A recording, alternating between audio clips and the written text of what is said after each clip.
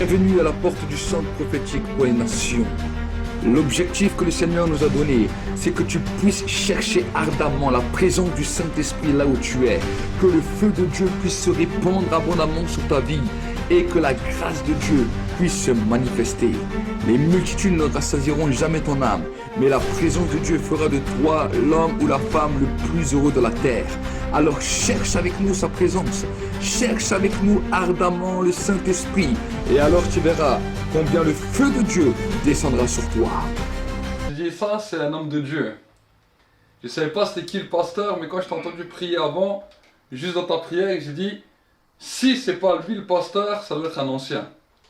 Mais tu as cette marque qui est sur toi. Donc si on t'entend prier, on ne peut pas te louper. En tout cas, sois béni pasteur. Et que vraiment Dieu bénisse votre communauté. Merci encore pour ce privilège de pouvoir nous inviter. Et cette confiance aussi. Parce que je sais que des fois en tant que serviteur, c'est pas toujours facile de faire confiance à d'autres hommes de Dieu pour laisser la parole aux brebis. C'est vrai qu'on ne se connaît pas, on n'a jamais parlé vraiment ensemble. Mais je sais que c'est le Saint-Esprit qui amène les points de connexion. Et Fatima m'avait un peu expliqué comment vous nous avez connus. Ta tante aussi m'avait... Non, ton épouse m'avait aussi expliqué. Et je crois vraiment que c'est une connexion divine.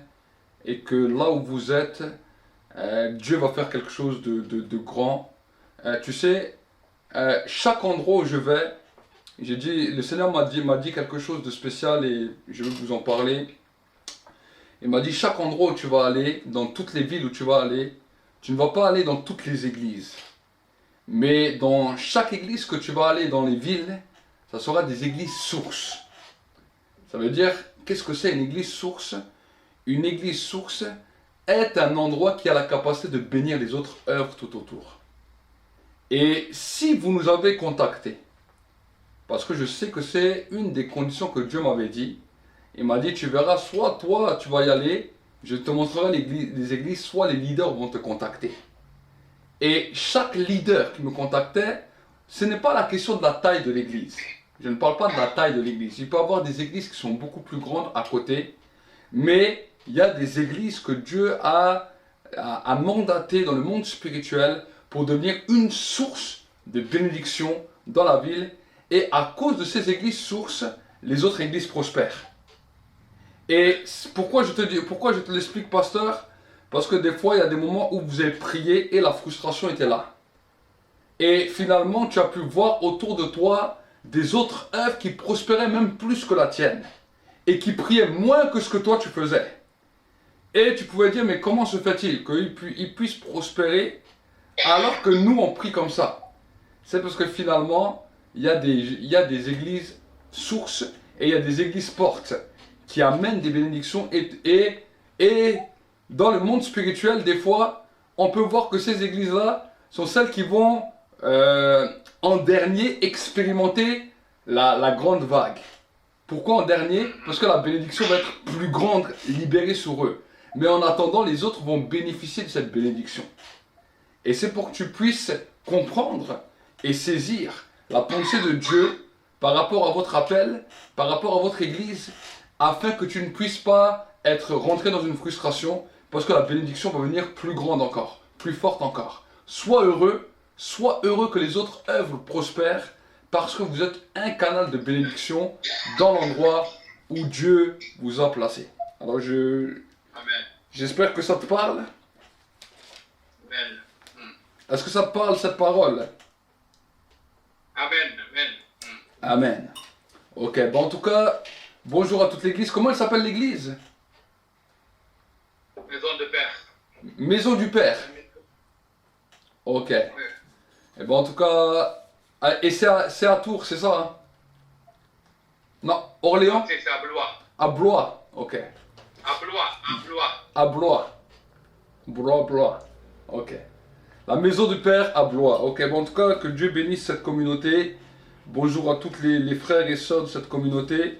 Donc moi, je vais me présenter en quelques lignes. Je suis le prophète Walid Zouache, marié à la prophétesse Christelle Zouache.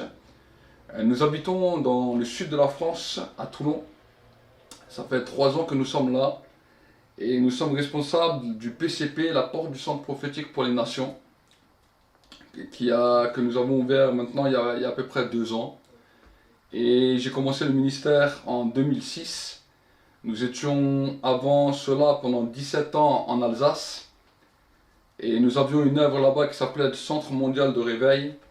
Et il y a 3 ans, Dieu nous a demandé de tout laisser, notre maison, l'église, tout ce que nous avions bâti là-bas. Et il nous a demandé de partir. Et nous avons émigré à plus de 800 km à Toulon dans le sud. Et c'est là où Dieu a donné une nouvelle impulsion au niveau du ministère, avec une nouvelle vision, une nouvelle directive. Et c'est à cela maintenant qu'on continue à travailler. Donc on a l'œuvre locale, on a les réunions 2 fois par semaine. Et également il y a le ministère itinérant, où justement on intervient soit dans des églises ou soit dans des salles, dans différents endroits, dans différentes villes en France, pour justement libérer ce que Dieu nous a demandé de libérer, libérer l'onction, libérer la parole de Dieu, et voir plusieurs ministères, plusieurs personnes être impactées par l'onction et par la puissance du Saint-Esprit. Et vraiment, on bénit Dieu pour cela. On a vu vraiment beaucoup de guérisons, de miracles, et beaucoup de conversions aussi.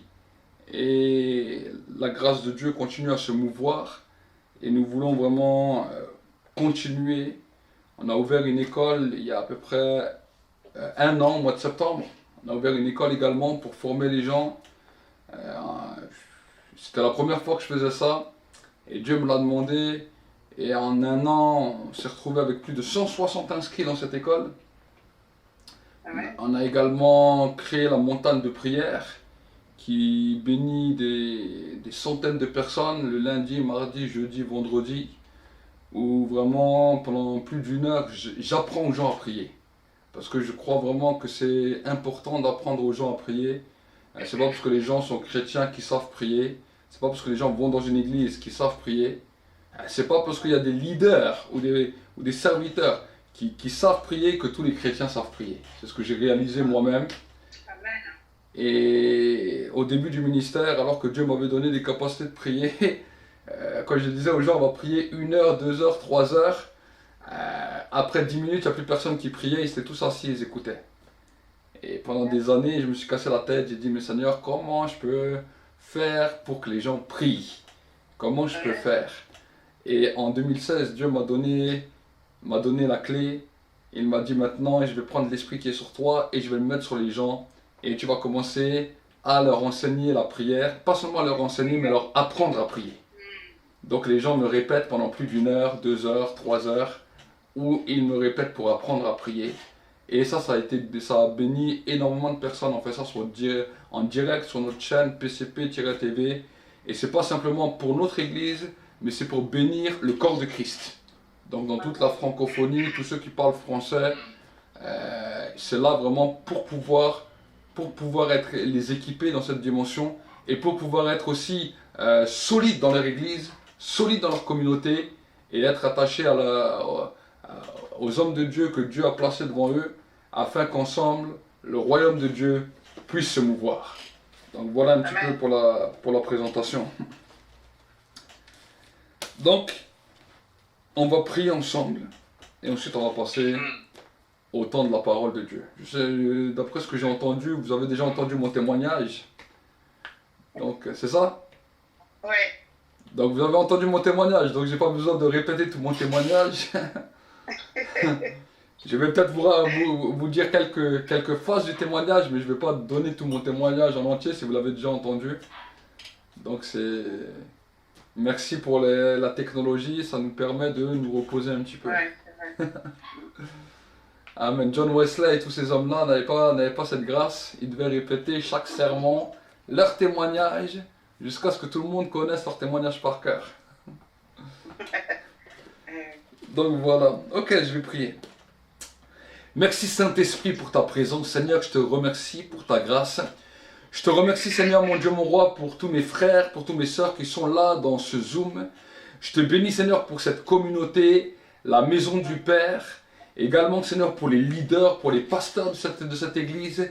Je prie Seigneur mon Dieu, mon roi, que maintenant il y a un tremplin de gloire qui commence à se manifester dans leur vie et qu'ils puissent aller de progrès en progrès. Qu'une nouvelle onction soit libérée sur leur vie, sur leur ministère, que les écluses du ciel soient ouvertes et que maintenant Seigneur, une multitude de guérisons, de délivrances commence à tomber maintenant sur leur vie.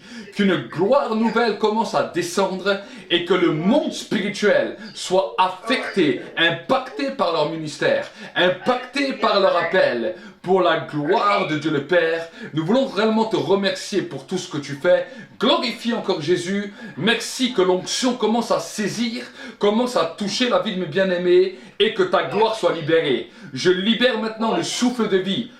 Maintenant, et que maintenant ta gloire commence, que ceux qui ont besoin de guérison maintenant reçoivent leur guérison, que ceux qui ont besoin de libération reçoivent leur libération maintenant, et que toutes les œuvres soient détruites. Je libère ta grâce maintenant, au nom de Jésus-Christ, j'ai ainsi dit et prié. Amen.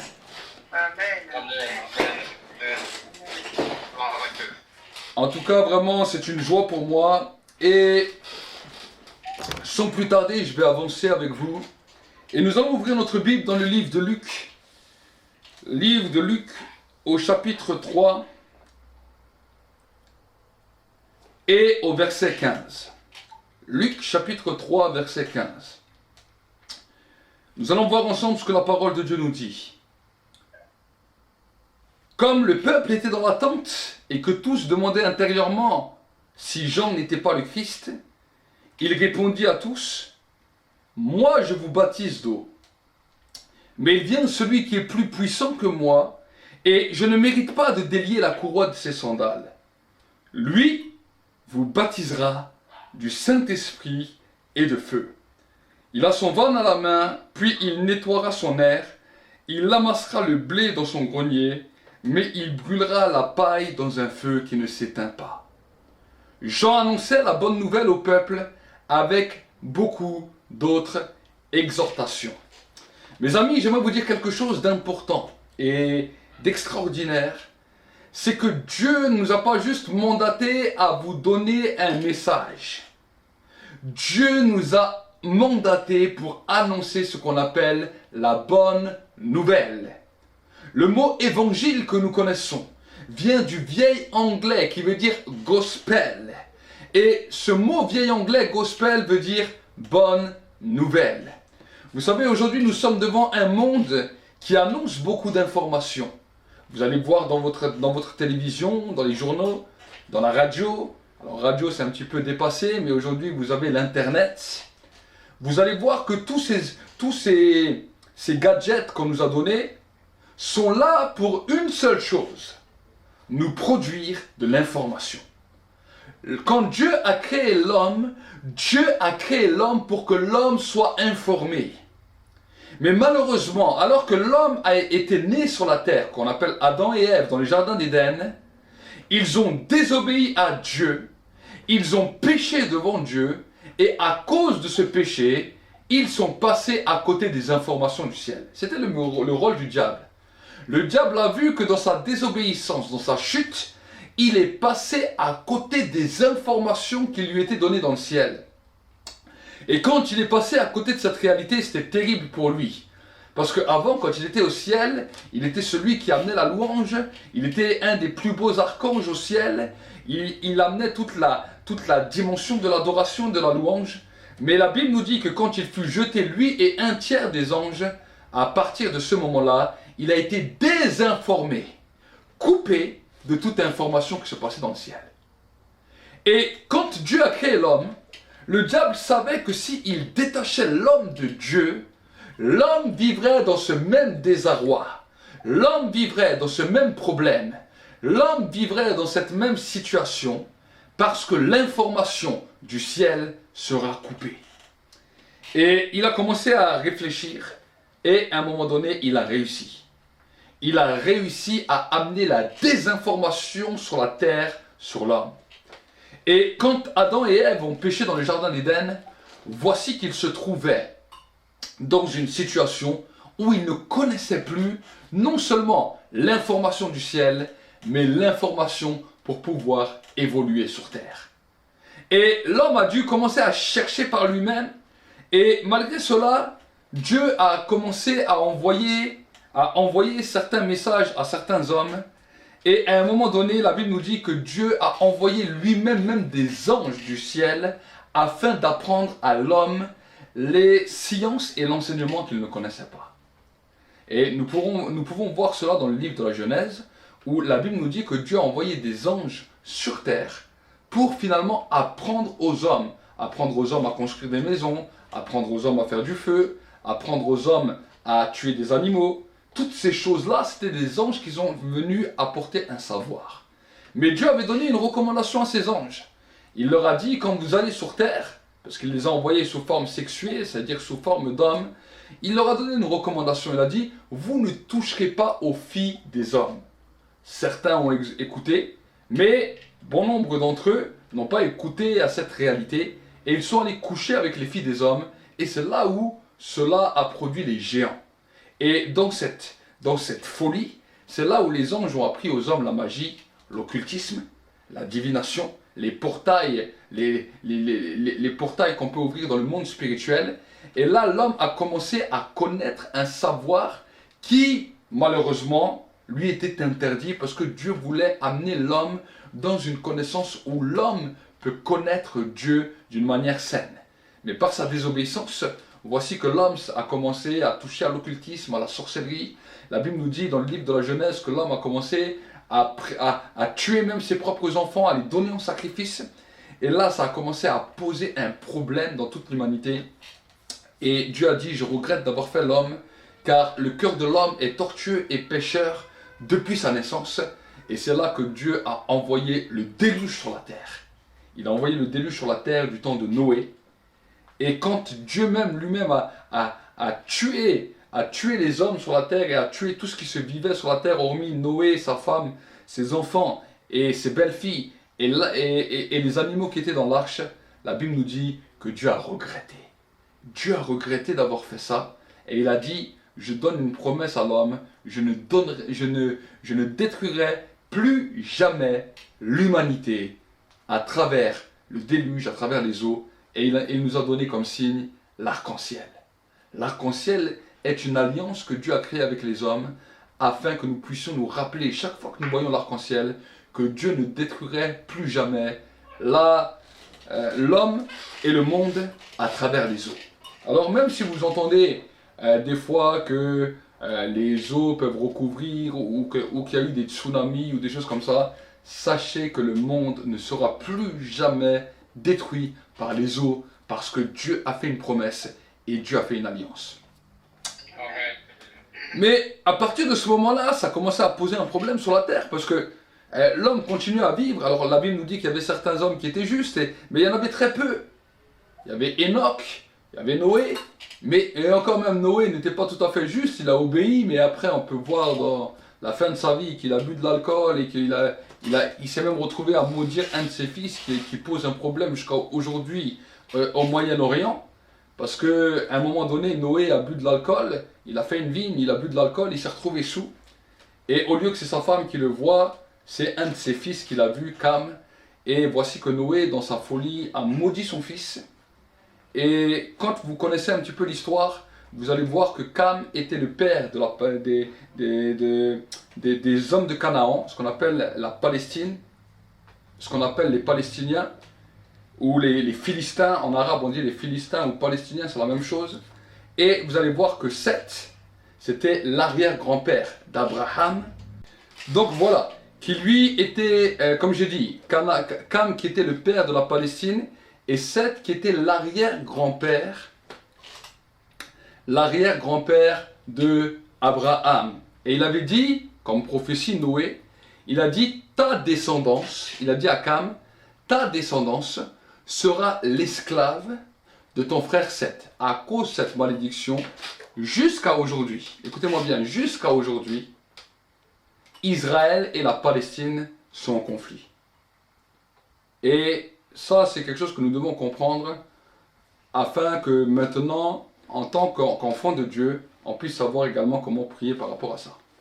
Mais jusqu'à là, le monde était toujours là à chercher l'information du ciel.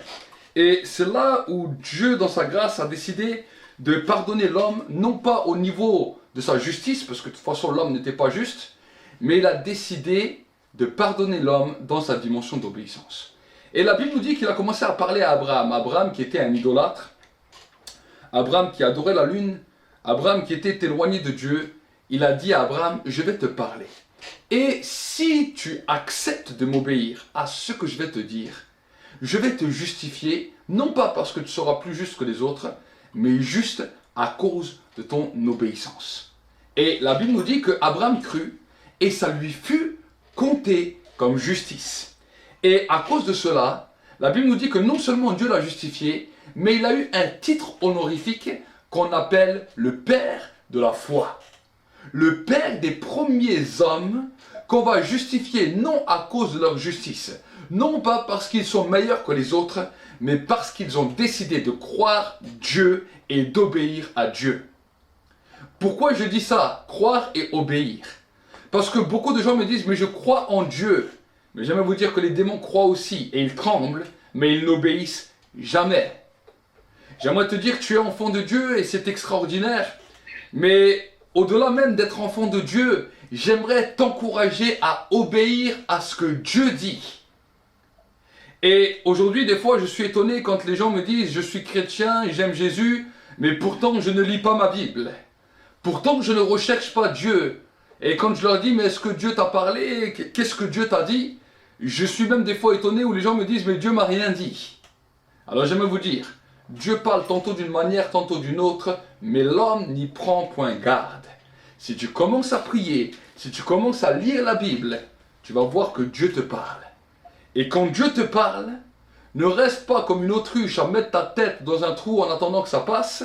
Commence à entrer dans une dimension d'obéissance afin que ta foi amène une justification. Vous savez, il y a beaucoup de choses dans la Bible, quand nous commençons à lire la Bible, beaucoup de recommandations que Dieu nous donne.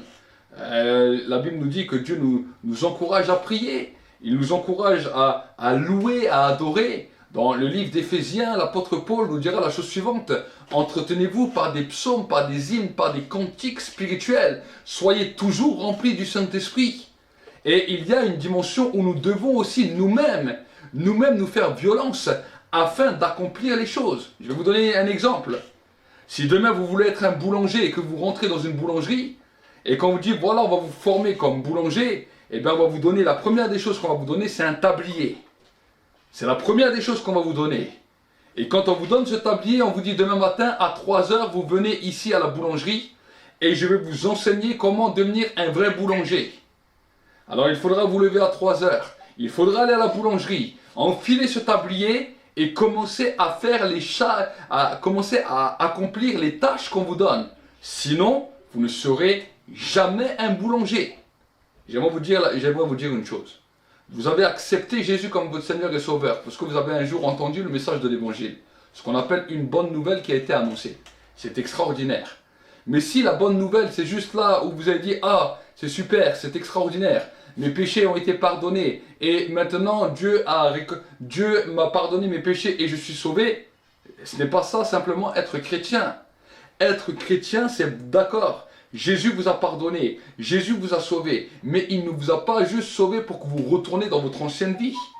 Il vous a sauvé afin que vous puissiez devenir des disciples et que vous puissiez obéir à ce que la parole de Dieu nous dit. Pourquoi? Parce que si vous ne faites pas ça, même si vous avez eu une belle visitation, même si sur le coup vos péchés ont été pardonnés, vous risquez, écoutez-moi ce que je dis, et là c'est grave, vous risquez de passer à côté du ciel et aller en enfer juste parce que vous refusez de vous soumettre à la parole de Dieu. Et ça, c'est quelque chose d'important. C'est pour cela que la Bible nous dit que celui qui croira et qui sera baptisé et qui persévérera jusqu'à la fin sera sauvé. Mais si vous acceptez juste Jésus et que vous dites j'ai accepté Jésus dans mon cœur et que vous retournez à votre ancienne vie et que finalement vous ne voulez pas obéir à ce que la parole de Dieu vous dit, eh bien excusez-moi de vous dire la vérité, mais vous risquez d'aller en enfer et vous avez entendu quelque chose de beau, vous avez expérimenté une visitation de Dieu, mais ensuite cette visitation, c'est pour vous donner de la force de pouvoir aller de l'avant. Et une des premières choses que Dieu veut mettre en action dans votre vie, c'est que vous puissiez devenir un réel disciple. Que vous puissiez devenir un disciple de Jésus. Un disciple dans votre vie de prière, un disciple dans votre vie de jeûne, un disciple dans votre vie de lecture de la parole de Dieu, un disciple également dans votre témoignage. Le témoignage doit être important. Et dans les communautés où vous êtes, on doit reconnaître que vous avez changé et que vous êtes réellement un enfant de Dieu. Et j'aimerais vous dire que c'est normal que cette réalité puisse s'éprouver. Parce que sinon, tout le monde peut nous dire on est chrétien. Mais la Bible nous dit on reconnaît un arbre à son fruit. À son fruit. Et j'aimerais vous dire, quand je me suis converti, je n'étais pas une des plus tendres personnes. Et je n'étais pas un des plus parfaits. J'étais un jeune même délinquant qui était dans les cités sensibles, dans les quartiers sensibles. J'aimais bien me bagarrer, il y a plein de choses que j'aimais bien faire. Et le jour où j'ai découvert le Christ, je me souviens, avant que je me convertisse, je disais des gros mots toutes les 5 minutes. Toutes les 5 minutes, des gros mots sortaient de ma bouche. Et la première des choses que Dieu a touché quand je me suis converti, parce que j'ai eu la visitation de Dieu, et ensuite j'ai accepté. Il y a 2 choses. Il y a la dimension où Dieu nous touche, la visitation. Alors la visitation peut se faire de 1001 manières. On peut pleurer, on peut être saisi, on peut être convaincu. Il y a des gens qui ne pleurent pas au début, mais qui sont convaincus. Il y a des gens qui peuvent avoir des visions. Il y a des gens qui ont entendu la parole et ils ont cru que cette parole est vraie. Donc la révélation peut se faire de 1001 manières. Mais après la révélation, il y a l'acceptation. Et quand j'ai accepté, je m'en souviens, quand j'ai accepté de suivre Jésus, un des premiers fruits qui a suivi ma conversion, c'est qu'en un instant, tous les gros mots de ma bouche ont disparu. Tous les gros mots de ma bouche ont disparu. Alors, je n'ai pas dit que tous les péchés ont été enlevés en un instant. Parce qu'il y a d'autres péchés que j'ai galéré un peu plus que d'autres. Parce que j'étais un grand pécheur. Si vous voulez voir un homme qui avait tous les traits du péché, je crois que j'ai un bon palmarès. J'ai un bon palmarès où j'étais addict à tout genre de péché. J'étais addict aux drogues, j'étais addict à l'alcool, j'étais addict à la sexualité, à la pornographie, j'étais addict à tout ce qu'il ne fallait pas. Donc si toi tu me dis « Ah mais moi j'ai tel problème, t'inquiète. » J'ai eu un assez gros sac sur moi et j'ai vu que tous les sacs n'ont pas été enlevés en un jour. Il y a des sacs qui ont mis des années à être enlevés, et il y a des sacs qui ont été enlevés tout de suite. Mais une chose je sais, et il y a des sacs qui vont encore être enlevés. Parce que je ne dis pas que je suis parfait. La Bible nous dit, si nous disons que nous n'avons pas de péché, nous sommes des menteurs. Et la vérité n'habite pas en nous. Mais si nous confessons nos péchés, il est fidèle et juste pour nous pardonner de toute iniquité. Et la Bible nous dit que même si mon juste tombe, l'Éternel le relève toujours.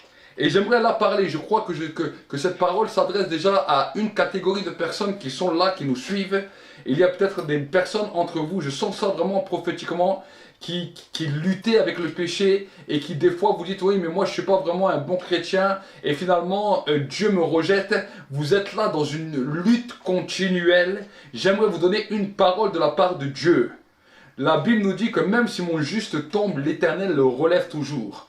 Vous avez cette volonté d'être libéré de ce péché, vous avez cette volonté d'avancer. Alors là, maintenant, ne regarde pas à tes fautes, mais continue. Parce que Dieu va te soutenir, Dieu va t'aider, et tu verras que dans quelques temps, ces péchés, tu ne le verras plus. Ça s'adresse à plusieurs personnes là qui me suivent. Je sais que cette parole s'adresse à vous personnellement. Il y a un doigt de Dieu qui est pointé sur vous. Ce n'est pas un doigt d'accusation. C'est un doigt maintenant pour pouvoir vous propulser à obéir et pour vous encourager à obéir. Et il y a une parole que j'aimerais vous donner. C'est une information du ciel. C'est une information du ciel pour ces catégories de personnes. Si vous commencez à obéir à ce que Dieu dit, le Seigneur vous dit la parole suivante: je vais vous donner la force et la capacité d'être plus fort que les péchés par votre obéissance. Parce que la force pour pouvoir vaincre le péché ne s'acquiert pas dans votre détermination à arrêter le péché, mais ça s'acquiert dans votre détermination d'obéir à ce que Dieu vous dit. Si vous commencez à être fidèle, écoute-moi bien, je parle là à des personnes. Il y a des personnes, vous luttez avec le péché, mais paradoxalement, vous luttez avec d'autres paroles. Et j'aimerais ouvrir une parenthèse et fermer la parenthèse.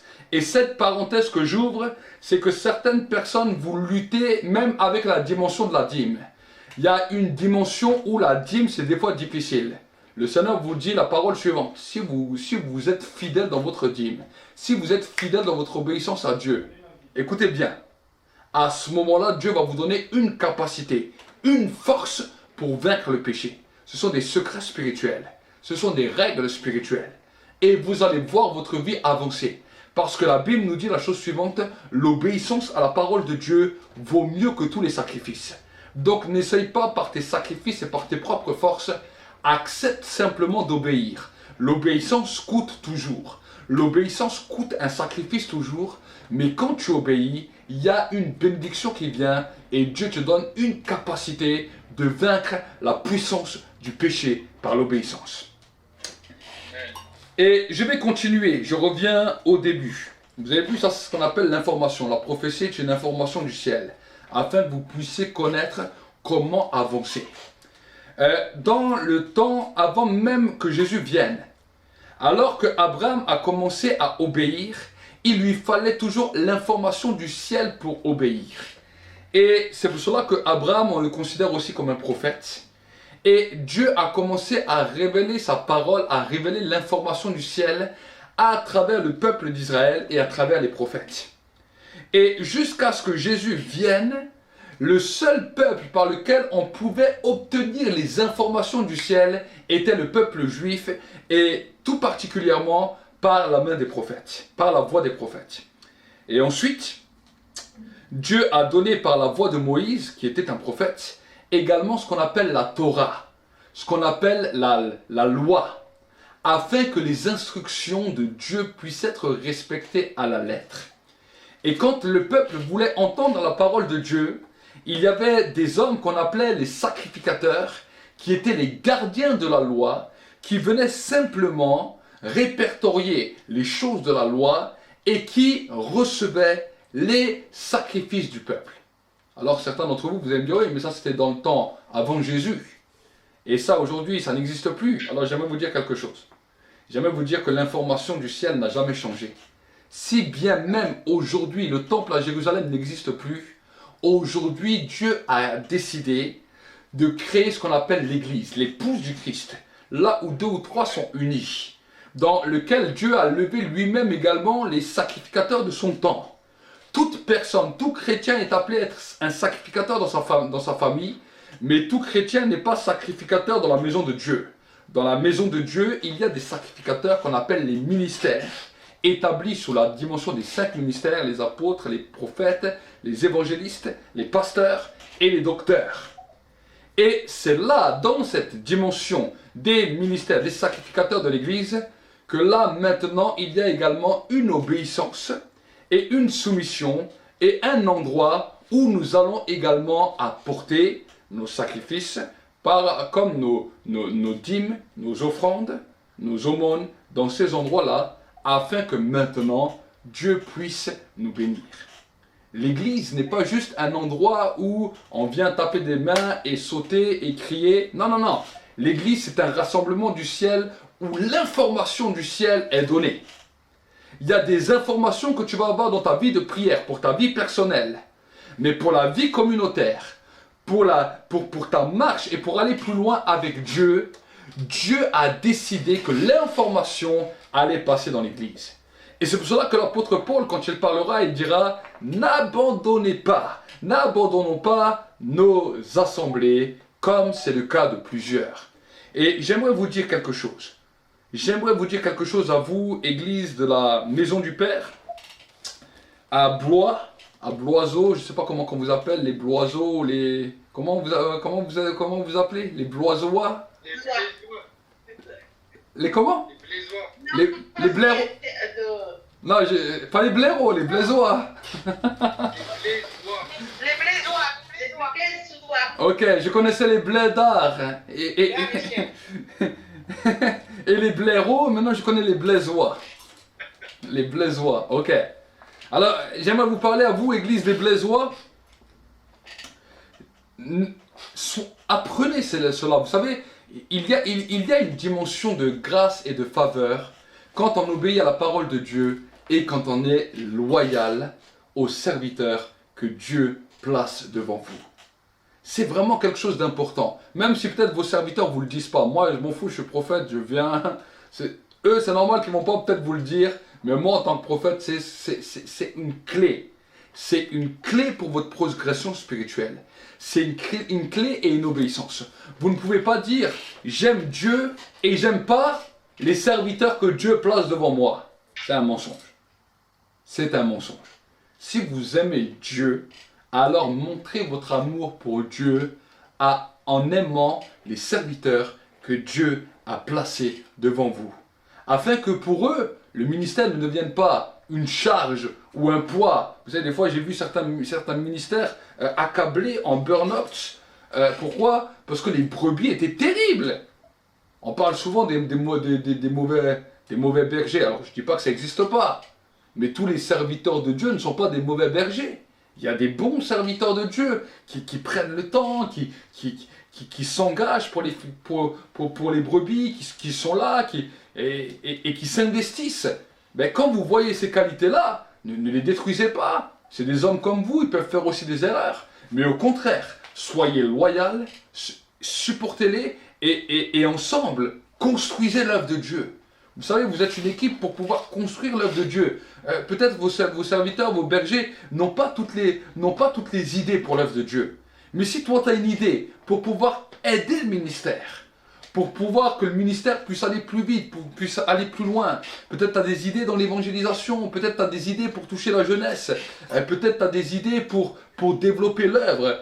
Peut-être ton leader ne l'a pas vu, bah alors va le voir. Dis-lui, voilà, j'ai une idée, j'ai une information qui est venue sur moi, et cette information, au lieu de critiquer le ministère et de le regarder, de dire, ah, il pourrait faire ça, moi je pourrais faire mieux. Non, va le voir. Dis-lui, j'ai reçu une information du ciel, et je sais que ça peut aider l'Église, ça peut vous aider. Comment est-ce qu'on peut mettre ça en place? Vous savez, j'aime Joseph. Joseph était un homme d'information. Et à un moment donné, Joseph se retrouve devant le pharaon. Il aurait pu juger le pharaon. Il aurait dit, ah, tu m'as foutu en prison, toi et tes collaborateurs. Maintenant, tu viens me demander de l'aide. Vous allez vivre 7 jours de famine. Débrouillez-vous. Il aurait pu dire ça. Maintenant, lui, il avait reçu l'information et il est allé voir le pharaon. Il a dit au pharaon, voici, je te soumets l'information qui vient du ciel pour vous aider. Pour que dans ce temps difficile, pour que dans ce moment, vous puissiez être à l'aise. Maintenant, trouve un homme intelligent afin de pouvoir l'établir et de pouvoir faire cette démarche afin de pouvoir alléger la charge qui va venir. Et vous savez, il aurait pu dire, ah, mais moi tout de suite dedans. Non, il n'a pas dit ça. Il a dit, trouve un homme intelligent et sage.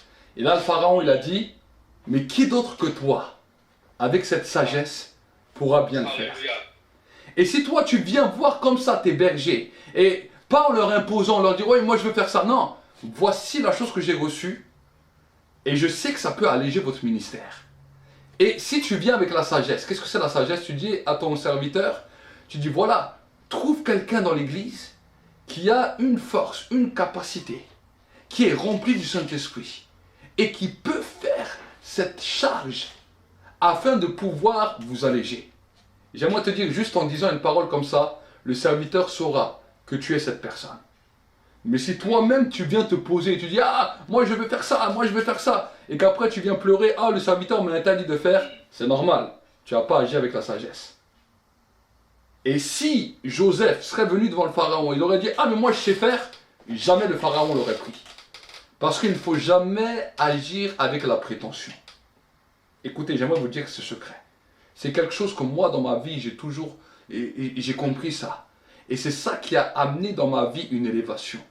j'étais dans l'église, des fois j'avais des idées, je pouvais les soumettre aux serviteurs de Dieu. Je me souviens à l'époque quand j'étais dans l'église où j'étais jeune converti. Et alors qu'un jour j'étais dans l'église, je prie comme ça, et on était dans la maison du pasteur, et des fois c'était difficile, vous savez l'église, on est passé de 20 à 100 en un an. De 20 à 100 personnes en un an quand je me suis converti. C'était terrible. Mais au début, quand j'étais là, j'étais dans l'église et il faisait chaud et je priais, j'étais avec ma guitare, j'étais dans le groupe de louanges. Et là, tout d'un coup, alors qu'on priait, on était en pleine canicule comme aujourd'hui. C'était en 2004. Et là, tout d'un coup, bam, je tombe dans l'esprit. Et mon esprit s'ouvre. Et là, dans mon esprit, je vois une grande salle où je vois vraiment le décor de la salle, je vois comment tout était fait. Et je suis allé voir mon pasteur et je lui ai dit, écoute, c'était bizarre. Moi, je ne connaissais pas encore trop le monde des visions, je découvrais les choses, j'avais des visions, mais des fois, je ne savais pas que c'était des visions. Je lui ai dit, écoute, je suis là en train de prier, et tout d'un coup, boum, je me retrouve dans un endroit, et l'endroit était comme ça, comme ça, comme ça, comme ça, comme ça. J'ai dit, alors, je ne sais pas ce que ça veut dire, mais je te le soumets. Je lui ai soumis comme ça. Et quelques temps après, mon pasteur me téléphone, il me dit, écoute, est-ce que je pourrais t'appeler? Je fais oui. Il me dit, est-ce que tu peux venir avec moi dans tel et tel endroit? J'ai dit, pourquoi? Il me dit, non, parce que je dois aller visiter des salles, mais je décide de te prendre avec moi. Et finalement, il m'a amené dans plusieurs endroits, jusqu'au moment où j'ai vu la salle que j'ai vue en vision. Et c'était là, après notre nouveau lieu de culte. Tu vois? C'était là, après notre nouveau lieu de culte.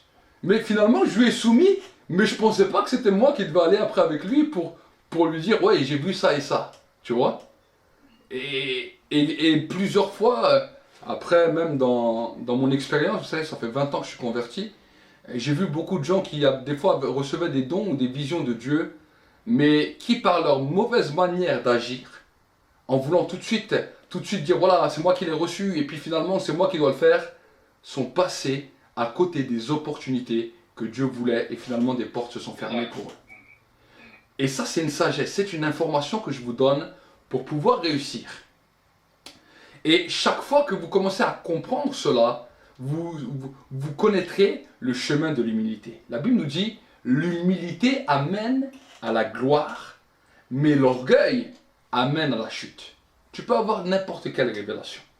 La plus grande révélation, commence à l'apporter avec l'humilité. Et Dieu t'élèvera.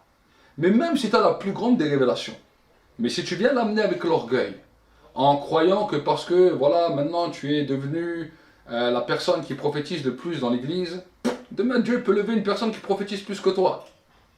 Si tu commences à penser comme ça peut t'amener à la chute. J'ai vu même des fois certains de mes enfants spirituels qui prophétisaient plus que moi. C'est pas un problème. Mais il y a une chose, pour pouvoir être toujours dans le timing de Dieu que j'ai appris avec ces années, c'est d'être toujours dans une humilité. Je pourrais vous dire, j'ai donné des fois des messages à des petits, j'ai donné des fois des messages à des serviteurs de Dieu, des fois à des grands serviteurs de Dieu, j'ai dû apporter des messages, et j'ai dû apporter des messages des fois à des responsables politiques, et j'ai une fois dû apporter un message à un président. J'ai dû apporter un message au Vatican. Quand je suis allé, j'ai même pu rencontrer le pape. Dieu a ouvert tant de portes dans différents endroits où j'ai pu aller amener un message. Et souvent, les personnes me disent, mais quelle est la clé? C'est pas juste la clé, tu pries, tu reçois un message. Non, derrière, c'est la dimension, comment on va apporter le message, et la dimension, le cœur de l'humilité que Dieu veut que nous puissions avoir. Et ça, c'est vraiment quelque chose que j'aimerais vraiment vous encourager. L'information et l'humilité est quelque chose d'important. Vous savez, aujourd'hui, parallèlement à ça, pour que vous puissiez comprendre, réellement cette dimension, vous allez voir aujourd'hui, si un journaliste a une trop grande bouche, et qui se la joue trop parce qu'il connaît trop d'informations, il sera vite enlevé des médias. Aujourd'hui, dans le monde naturel, ils font ça. Ils demandent toujours aux journalistes de pas imposer sa propre personnalité, mais de pouvoir apporter un message avec une neutralité. Mais finalement, la neutralité, On appelle cela dans le monde spirituel l'humilité. Et c'est là où on apprend à s'effacer et à s'oublier. C'est ce que Jean-Baptiste disait. Il disait, regardez ce qu'il nous dira.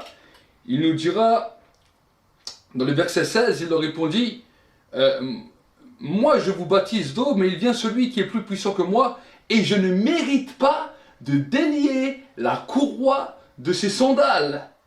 Mais c'est impressionnant. Il dit, en d'autres termes, je ne mérite même pas de lui faire ses lacets. Je ne sais pas si vous imaginez. Mais aujourd'hui, je sais qu'on est dans un monde où aujourd'hui c'est nous-mêmes qu'on lace nos lacets. Mais une fois, je me rappelle, je suis passé dans un plateau télé. Et dans un plateau télé, désolé, on voulait me faire les lacets. Moi, je n'étais pas habitué à ça. Je dis, mais vous voulez faire quoi? La personne voulait me faire mes lacets, voulait me mettre mes chaussettes. Et moi, j'étais carrément gêné. Je dis, mais j'ai jamais vu ça de ma vie. Je dis, non, c'est bon, je peux faire mon lacet tout seul. Mais vous savez, dans le Moyen-Orient, c'était monnaie courante. Quand tu invitais une personne chez toi, ben, tu lui enlevais ses chaussures et tu prenais la bassine pour lui nettoyer les pieds. Et c'était un acte d'humilité, c'était un acte de soumission. C'est pour cela que les serviteurs faisaient souvent cela dans les maisons. Et là, Jean-Baptiste disait, en d'autres termes, je ne mérite même pas d'être appelé un serviteur. Il redit comme l'apôtre Paul. L'apôtre Paul dira à un moment donné, dans plusieurs de ses lettres, moi je ne mérite même pas d'être appelé apôtre. Et finalement, Jean le Baptiste disait la même chose. Je ne mérite même pas d'être le serviteur de celui qui va nous baptiser du Saint-Esprit et de feu. En d'autres termes, de Jésus. Et finalement, c'était lui le dernier prophète. Et dans la lignée de l'Ancien Testament, il était le plus grand des prophètes. Il était plus grand que Moïse, il était plus grand que tous. Mais la Bible nous dit, le plus petit d'entre nous, le plus petit dans le royaume de Dieu, est plus grand que Jean-Baptiste. C'est extraordinaire. C'est extraordinaire cette grâce que Dieu nous donne. Mais Jésus nous a pas dit cela pour que nous puissions nous enorgueillir. Jésus nous a dit cela pour que nous puissions toujours avoir cette dimension, cette mentalité de serviteur dans son royaume. Et j'aimerais vraiment, le Saint-Esprit veut mettre vraiment le sceau dans ce sceau-là dans votre église. Vous savez, ce message est un message qui est bien fait et bien rédigé pour votre église. Je ne connais pas tous les problèmes ou les difficultés que peut-être vous rencontrez dans l'église avec les fidèles. Mais j'aimerais vous dire quelque chose. Et j'aimerais dire aussi à l'église qui sont là, qui nous regardent, les pasteurs, je ne sais rien de votre église. Je ne connais rien. Je n'ai parlé de rien avec eux de l'église, ni comment ça se passe, ni comment ça se passe avec les fidèles. Je ne sais rien. Mais je sens dans l'esprit que je dois vraiment parler de cela, parce que je crois vraiment qu'il y aura un avant et un après ce Zoom. Je crois qu'il y aura des bénédictions qui vont se manifester de manière puissante et qu'une nouvelle dimension de soumission va rentrer. Pas une dimension d'esclavage, mais une dimension de soumission dans l'humilité. Et dans cette dimension de l'humilité, cette église va commencer à grandir et va commencer à être comme un phare. Je vois comme une lumière qui va se mettre sur vous et vous allez être un modèle dans lequel plusieurs vont apprendre de vous. Je vois d'autres églises qui vont commencer à regarder sur vous et qui vont commencer à apprendre. Parce que vous avez des leaders qui ont vraiment un cœur de berger et qui ont vraiment un amour et une passion des âmes. Mais maintenant, pour que cette dimension d'équilibre soit donnée, il faut aussi que les fidèles puissent rendre au berger l'amour qu'il donne. Et dans cette dimension d'équilibre, vous allez voir que Dieu va commencer à faire prospérer cette œuvre. Il y aura une nouvelle dimension, une nouvelle manne financière. Pourquoi je vous dis cela à vous, Église, d'être fidèle dans vos dîmes et dans vos offrandes? Parce que ça va ouvrir une prospérité dans l'œuvre de Dieu. Dans cette œuvre particulièrement, il y aura comme une percée. Je vois des anges liés à la prospérité qui vont venir. Et j'aimerais vous donner une parole prophétique. Si vous êtes fidèle dans votre dîme et que dans la maison de Dieu, il ne manque rien, il n'y aura plus aucune personne qui sera indigent au milieu de vous. Chacun qui voudra chercher du travail trouvera du travail. Ceux qui voudront entreprendre dans le business vont commencer à voir une prospérité et voir des clients venir de partout. Et je vous dis qu'il y aura une bénédiction et des miracles financiers qui vont commencer à se produire. Il n'y aura plus d'indigents au milieu de vous. Et ceux qui auront besoin de voir la main de Dieu, que ce soit dans des papiers ou dans d'autres choses, il y aura une bénédiction accrue qui va commencer à se libérer. C'est pour cela que je vous dis, il y aura un avant et un après. Et dans cette dimension d'osmose, vous allez grandir ensemble. Et vous allez vivre un temps d'effusion puissant. Il y aura une dimension d'effusion puissante. Parce que vous avez déjà prié, je vous vois, où vous avez déjà fait des temps de prière. Des fois des temps de prière où vous étiez fatigué. Des temps de prière où vous avez prié pour voir une percée. Mais je parle maintenant d'une manière prophétique. Et je vois maintenant qu'une porte s'ouvre dans laquelle la percée vient. Les temps de prière vont être différents parce que vous ne prierez plus pour une percée, mais vous prierez pour envahir. Le temps de la percée est arrivé maintenant. Le temps de la percée a commencé. Mais maintenant, ça ne sera plus un temps de percée, ça sera un temps où vous allez prier pour envahir. Envahir la zone où vous êtes, où vous allez commencer à influencer. Et je vois que de cette influence va commencer à amener une moisson d'âme. Préparez-vous parce que cette année, à partir de dès que le mois de juillet sera fini, il y aura une nouvelle moisson d'âme qui va venir dans cette église. Une nouvelle moisson d'âme qui va venir. Et ça va commencer à grandir, et des nouveaux leaders vont commencer à émerger. Je vois des nouveaux leaders qui vont commencer à émerger dans lesquels vous devrez faire des extensions. Je vois des extensions qui vont commencer à s'ouvrir. D'autres extensions qui vont commencer à s'ouvrir. Et pasteur, il y a quelque chose qui va commencer à se produire dans ton ministère que tu avais déjà vu en vision, dans lequel le ministère de pasteur va arriver dans un point où un manteau apostolique va descendre sur toi et tu vas commencer à gérer d'autres ministères en dessous de toi ou toi tu vas même gérer des pasteurs. Ça, c'est un appel et une grâce que Dieu t'a donné et que Dieu t'a parlé il y a déjà longtemps. Mais maintenant, c'est un temps où Dieu va ouvrir les écluses et où les choses vont commencer à se manifester. Les choses vont commencer à se décupler et tu vas entrer pleinement dans ta charge. Parce que jusqu'à aujourd'hui, des fois la charge était des fois difficile et jusqu'à aujourd'hui, c'était comme un poids. C'est comme si d'un côté, tu avais la vision de ce que Dieu t'avait donné, mais quand tu voyais les choses de tes yeux, il y avait une tristesse. Parce que les deux choses ne correspondaient pas. Mais Dieu te dit la chose suivante, à partir d'aujourd'hui, j'amène moi-même sur ta vie, sur ton ministère, une accélération dans lequel ma gloire va commencer à descendre et dans lequel des signes, des prodiges vont commencer à s'opérer de tes mains. Des signes, des prodiges, c'est la grâce qui accompagne les apôtres. Tu as déjà vu Dieu agir, mais Dieu va le décupler d'une nouvelle dimension. Dieu va le décupler d'une nouvelle puissance dans lequel il sera indéniable qu'à travers les signes qui vont se manifester, les hommes de Dieu reconnaîtront ta dimension apostolique, mais également tes enseignements vont commencer à grandir d'une nouvelle puissance, vont commencer à toucher les cœurs d'une nouvelle manière. Et tu seras comme quelqu'un qui engrange, qui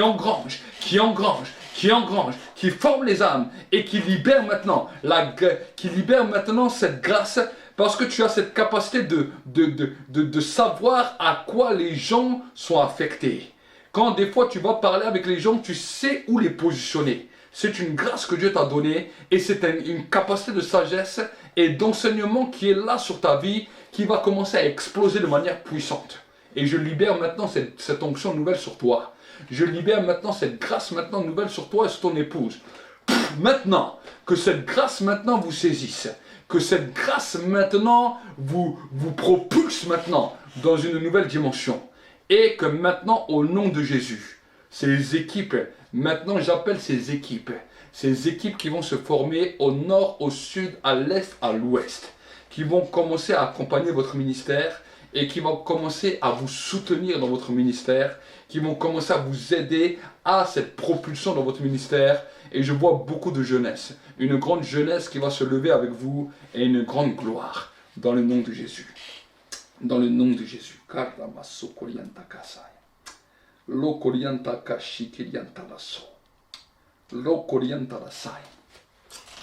Seigneur, mon Dieu, mon roi, merci pour ces temps de grâce. Merci pour ce que tu es en train de déverser. Il y a un déversement, je vois un temps de changement. Un temps de changement. Un temps de changement. Philippe, c'est ça que je t'appelle, tu m'as dit, hein? Philippe. Homme de Dieu. Homme de Dieu, est-ce que tu es là? Oui, pasteur. Pasteur Philippe. Amen, amen. Amen, amen. Merci Seigneur pour cet homme, merci Seigneur pour ce couple. Merci Saint-Esprit pour cette famille. Merci pour cette œuvre. Seigneur mon Dieu, mon roi, cette œuvre était cachée. Je vois comme vous étiez à un moment donné caché comme dans une caverne. C'est comme si vous étiez dans la caverne d'Adoulam. Et pendant ce temps, il y avait des moments de joie, mais aussi des moments de pleurs. Et dans ces moments, Dieu était en train de vous former. Il était en train de vous travailler, de vous former. Il y a des temps où vous avez vu également aussi des erreurs commises chez les serviteurs. Vous avez vu certaines choses et le Seigneur vous dit la parole suivante. Ce que vous avez vu, j'ai permis que vous le voyiez afin que vous puissiez vous protéger. Ce n'est pas là pour juger ou détruire d'autres serviteurs, mais c'était simplement là pour pouvoir vous protéger.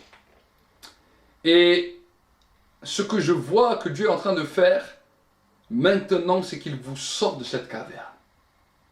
Et je vois une main qui vient et qui vous sort de cette caverne.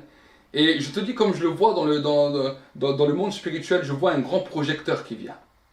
C'est comme si avant vous étiez caché. Et tout d'un coup, ce projecteur se positionne clairement sur votre vie et sur votre ministère. Et donc ce positionnement de ministère, alors que ce spot se pose sur vous, que cette lumière se pose sur vous, vous allez voir que les gens vont venir chez vous et qui ont dit, j'avais entendu parler de vous, je vous avais vu, mais je n'avais pas encore reçu de direction pour venir. Et les gens vont commencer à venir de cette manière. Ils disent, mais maintenant, je ne sais pas pourquoi, maintenant je vous vois et maintenant c'est un temps. Parce que maintenant vous entrez dans votre saison. C'est votre saison. Toutes les paroles que Dieu avait données dans votre cœur, toutes les paroles prophétiques qui ont été déclarées sur vous et que vous n'avez pas vu jusqu'à aujourd'hui encore s'accomplir. Sachez que maintenant vient le temps de l'accomplissement, le temps de la saison, le temps où vous montez en haut de la montagne afin d'entrer pleinement dans le ministère que Dieu vous a placé, que Dieu vous a donné. Et c'est pour cela que je dis que le manteau va changer. Jusqu'à là, c'était un manteau pastoral. Mais le manteau apostolique est fort dans vos vies. Et c'est quand je t'ai entendu prier avant, homme de Dieu, c'est quand je t'ai entendu prier au début. J'ai dit, mais cette marque apostolique est là. Il y a cette marque apostolique. J'ai vu ce sceau qui était là. Et cette gloire va commencer à se manifester. Il y a des hommes de Dieu qui vont venir sous ton autorité. Il y a des églises qui vont venir sous ton autorité. Et là, maintenant, c'est comme si tu as un bâton. C'est comme si tu as ce bâton. Amen, amen. C'est comme si tu as ce bâton pour pouvoir les conduire et les diriger. Et Dieu te donne vraiment ce sceptre de fer afin de pouvoir libérer cette grâce que Dieu t'a donnée. Et autour de toi, il y aura vraiment des hommes loyaux. Je vois vraiment des hommes loyaux. Des hommes loyaux, des hommes et des femmes loyales autour de toi. Amen, amen, amen. Amen. Amen. Amen, amen. Comment tu t'appelles, frère, là? Ranto. Ranto, comment tu t'appelles? T'es malgache? Oui, je suis malgache, oui. Ok. Ok. Ton épouse est à côté? Oui. Mets la caméra. Alléluia. Est-ce que vous êtes des responsables dans l'œuvre? Oui, on peut dire. Ok.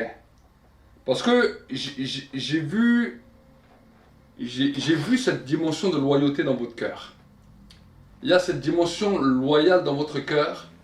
Vous êtes des personnes qui aimaient servir, qui avaient à cœur de servir. Et vous avez toujours vous avez développé dans votre vie et dans votre manière d'être cette humilité. Vous avez cette humilité. Je vois vraiment un cœur humble qui est là, mais également avec une faim et une soif de pouvoir servir. Et Dieu va commencer à vous élever. Dieu va commencer à vous élever dans l'œuvre.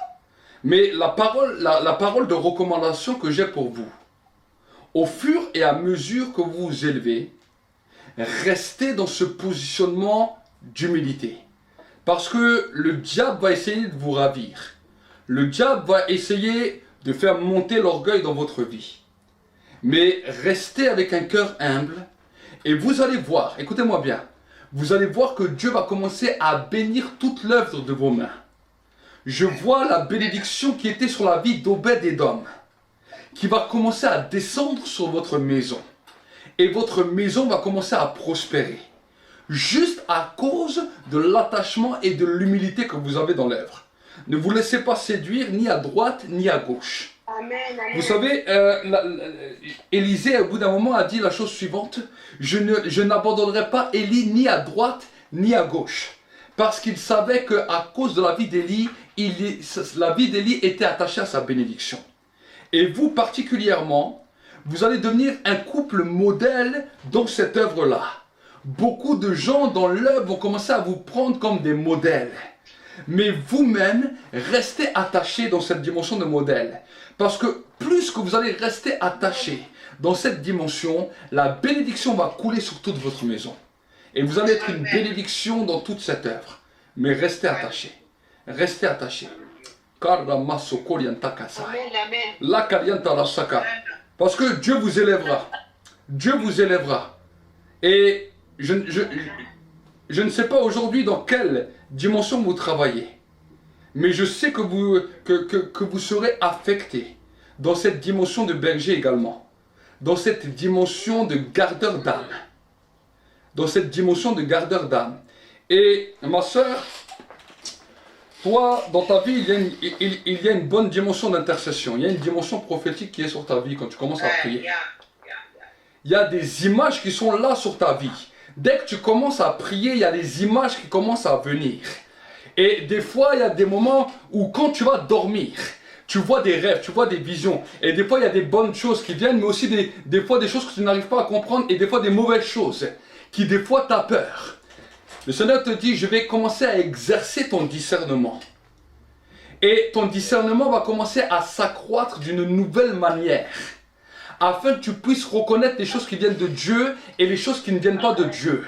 Tu vas entrer dans une nouvelle dimension où tu vas commencer à sonder ce que tu reçois. Parce qu'en fait, dans la dimension prophétique, tu es comme une sonde. Tu reçois des messages, mais des fois il y a des bons messages, des fois il y a des messages moins bons. Et des fois même des messages qui te font peur. Le Seigneur te dit, ne crains pas. Tu es en formation. Et dans cette dimension de formation, je suis en train de t'équiper.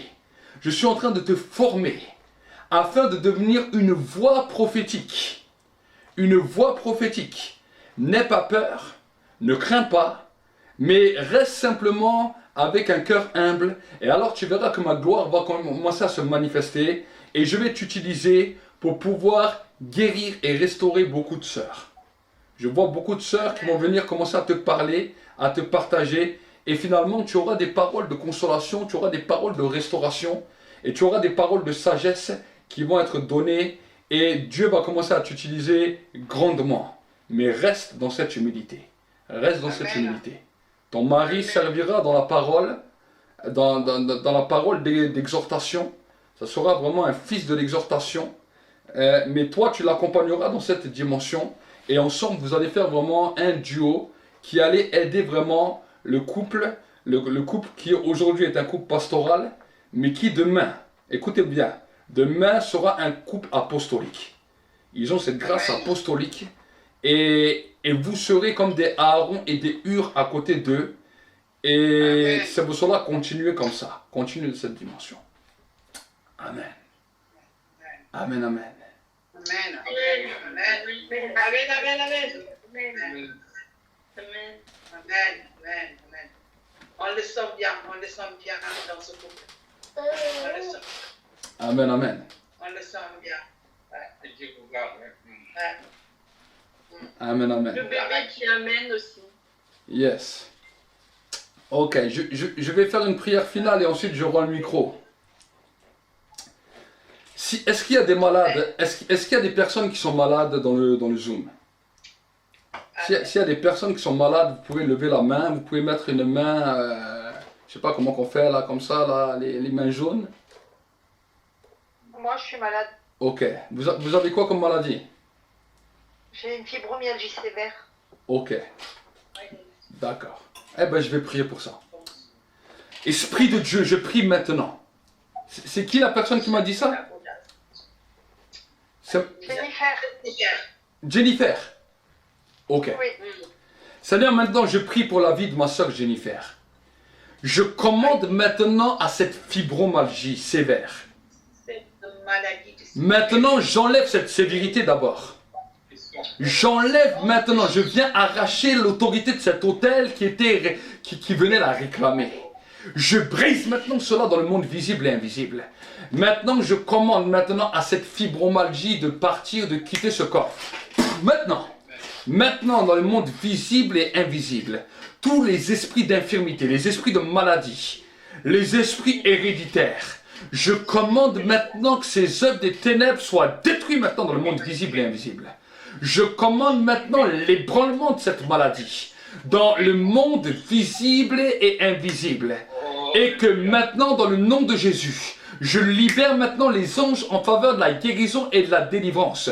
Là où tu te trouves, que maintenant ils entrent dans ta maison et que tu sois guéri maintenant. Je commande maintenant ta guérison. J'ordonne maintenant ta guérison. J'ordonne maintenant ton miracle. Et que toute chaîne des ténèbres qui te liait au séjour des morts, qui te liait maintenant à l'infirmité, qui t'empêchait de servir correctement, que cela soit arraché maintenant et jeté loin de toi. Arraché et jeté loin de ton corps, loin de ton âme, loin de ton esprit. Tout esprit d'abattement qui venait pour te détruire, j'arrache maintenant cela dans le monde visible et invisible. Et je libère maintenant cette grâce divine maintenant sur ta vie. Et que tu sois totalement guéri. J'invoque sur ta vie la puissance du sang de Jésus. Et Saint-Esprit, je prie que maintenant, tu la touches maintenant, que l'onction maintenant la touche et que l'onction fasse éclater tout joug de servitude.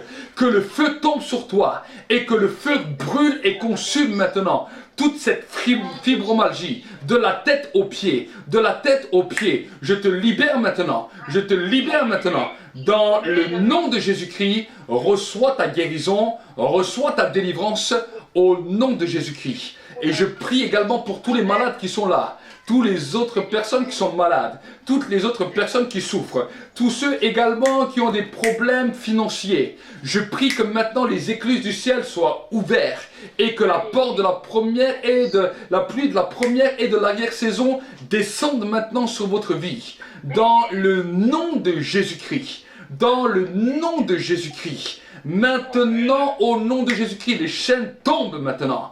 Les chaînes tombent maintenant. Je commande maintenant à toute personne qui avait des problèmes de couple dans son foyer, maintenant que ces problèmes soient restaurés maintenant. Les problèmes soient restaurés dans le nom de Jésus-Christ. Je commande maintenant que toutes les œuvres de divorce sont brisées et détruites dans le monde visible et invisible, et que le feu maintenant descende sur vous, le feu de la réconciliation. J'appelle le feu de la réconciliation qui descend du ciel et qui amène la restauration dans les couples, la restauration dans les foyers, dans le nom de Jésus-Christ, et que tout ce qui était détruit soit restauré maintenant dans le nom de Jésus, dans le nom de Jésus-Christ, dans le nom de Jésus-Christ, dans le nom de Jésus-Christ, dans le nom de Jésus-Christ. Que les pleurs maintenant, que les pleurs maintenant, que les pleurs maintenant soient consolés, dans le nom de Jésus-Christ, dans le nom de Jésus-Christ. Je vais parler à la sœur, la iPhone de Déborah, ma sœur, iPhone de Déborah. Là, j'ai une parole de la part de Dieu pour toi. Alors, la parole, je la vois en image. Et dans l'image, je te vois des fois aller dans ta chambre seule. Et alors que tu vas des fois dans ta chambre seule, je vois des larmes qui coulent. En fait, ta prière, des fois, ce sont des larmes. Et alors que tu es là, des fois, dans les larmes, il y a des choses que tu attends de la part de Dieu. Et des fois, c'est à chaudes larmes que tu pleures. Mais les gens ne le voient pas. C'est quand tu es seul. Mais alors que tu es là dans ta chambre seule, écoute ce que je vois. Je te vois et là je vois un ange qui vient avec un grand vase. Et chaque fois que ces pleurs coulent, je vois l'ange qui prend chaque larme et chaque larme monte devant Dieu comme une prière. Et souvent après tu sens un feu mais tu ne comprends pas. Tu sens une visitation mais tu ne comprends pas. Le Seigneur te dit la parole suivante. Ces temps de visitation que tu ressens, alors que tu te retrouves des fois seul dans ta chambre, c'est les temps d'exaucement que je libère sur ta vie. Mais seulement tu ne l'as pas toujours compris. Et là maintenant Dieu te révèle et te dit non seulement je t'exauce, non seulement je t'ai entendu, mais tu vas voir qu'à partir de ce jour-là, toutes les prières que tu as adressées, toutes les incompréhensions que tu ne comprenais pas devant Dieu va commencer à s'accomplir les unes derrière les autres. Je sens un feu qui est libéré maintenant sur toi. Je sens cette grâce qui est libérée sur toi. Ferme tes yeux maintenant. Ferme tes yeux. Ce feu va descendre sur toi. Maintenant, reçois maintenant. La puissance de l'onction est en train de descendre sur toi. Et maintenant, la puissance de Dieu est en train de t'amener un manteau de joie. Il arrache ce manteau de deuil qui était posé sur ta vie. Ce temps d'incompréhension par lequel tu passais. Ce temps dans lequel tu ne comprenais pas les choses. Est fini maintenant. Et maintenant, il y a une bénédiction nouvelle qui descend. À partir de ce soir-là, quand tu dormiras, demain tu te relèveras, tu seras une autre personne. L'onction t'aura saisi. Et le Seigneur te dit la parole suivante. Tout ce que ta main trouve à faire, fais-le. Il n'y aura plus la disette dans ta maison. Il n'y aura plus le manquement dans ta maison. Car à partir d'aujourd'hui, à partir de ce jour-là, c'est le temps de ta bénédiction. C'est l'année de ta bénédiction. C'est la saison de ta bénédiction. Dieu a entendu les pleurs de Déborah. Dieu a entendu les pleurs de Déborah. Dieu a entendu tes pleurs. Et à cause de tes pleurs, la gloire de Dieu descendra sur toi. Au nom de Jésus. Amen. Bienvenue à la porte du centre prophétique pour les nations. L'objectif que le Seigneur nous a donné, c'est que tu puisses chercher ardemment la présence du Saint-Esprit là où tu es. Que le feu de Dieu puisse se répandre abondamment sur ta vie et que la grâce de Dieu puisse se manifester. Les multitudes ne rassasieront jamais ton âme, mais la présence de Dieu fera de toi l'homme ou la femme le plus heureux de la terre. Alors cherche avec nous sa présence, cherche avec nous ardemment le Saint-Esprit, et alors tu verras combien le feu de Dieu descendra sur toi.